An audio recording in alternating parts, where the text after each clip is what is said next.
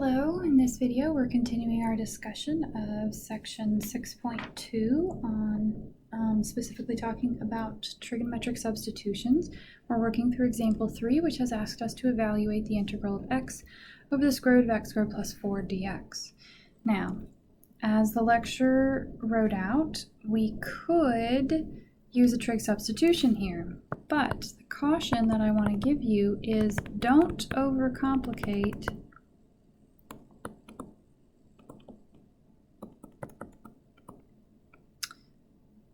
evaluating an integral.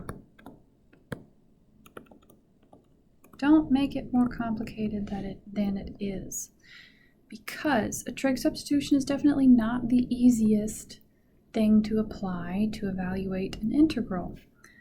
Another substitution, a u substitution, would be a lot easier.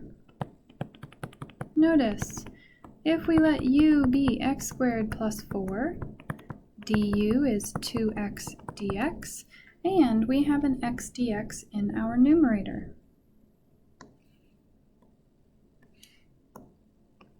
So we can divide both sides by 2 to get 1/2 du equals x dx. So then the integral of x over the square root of x squared plus 4 dx is equal to the integral of 1/2 du over the square root of u. Pull the 1/2 out of the integral, rewrite the u to negative 1/2 du. We've got a direct antiderivative here. We're going to have 2u to the 1/2 plus c. 1/2 and the 2 cancel out. Rewriting u, we get the square root of x squared plus 4 plus c as our antiderivative. This is a complete solution.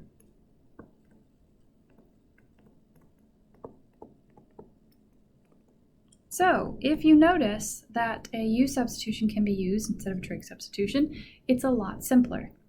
So, my caution is, don't make an integral more complicated than it already is. Start with the easiest substitution or easiest integration techniques first. See if a u substitution will work. If not, see if integration by parts will work. If not, then try these more complicated things that we're going over now. Now, in case you did not notice that a u substitution would work here, I'm also going to work through the trig substitution solution so that you can see the details there. But remember that you do not have to do it with a trig substitution. You would get full credit for the u substitution.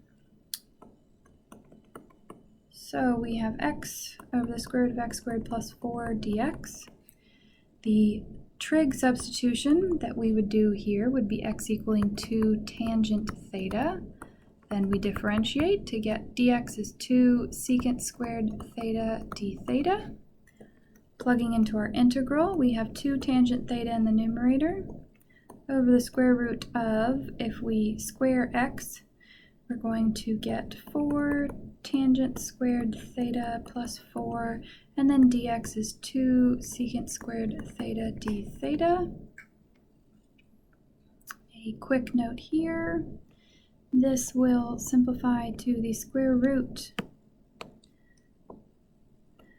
of 4 times tangent squared theta plus 1, which is equal to the square root of 4 secant squared theta, so that's 2 secant theta.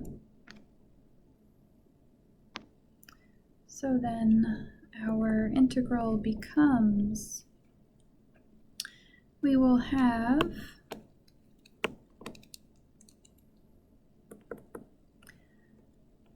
2 tangent theta, let me write it this way, 4 tangent theta secant squared theta d theta in the numerator, 2 secant theta in the denominator.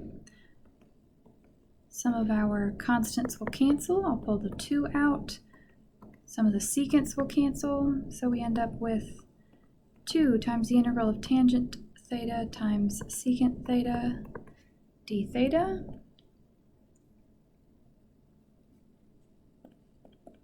And this is just a direct antiderivative. It would be 2 times secant theta plus c. Now, to write it back in terms of x, our reference triangle uses our substitution. X equals 2 tangent theta. Dividing by 2, we get that the tangent of theta is x over 2. We have to remember tangent is opposite over adjacent. So our reference triangle, if that's theta and this is x, opposite is x, adjacent is 2, and the hypotenuse will be x squared plus 4, which we get with the Pythagorean Pythagorean theorem. So we need to know what the secant of theta is. We already saw in the previous example that the secant of theta is hypotenuse over adjacent.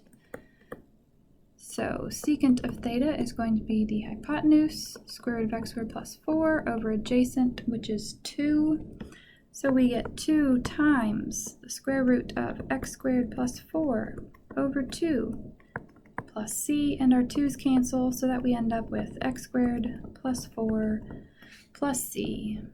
So to summarize, the integral of x over the square root of x squared plus 4 dx is equal to the square root of x squared plus 4 plus c.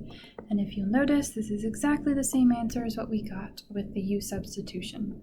So again, with evaluating an integral, do not make it more complicated than it already is. And I promise you some of these integrals will already be complicated. So if you can use an easier, simpler integration technique, please do.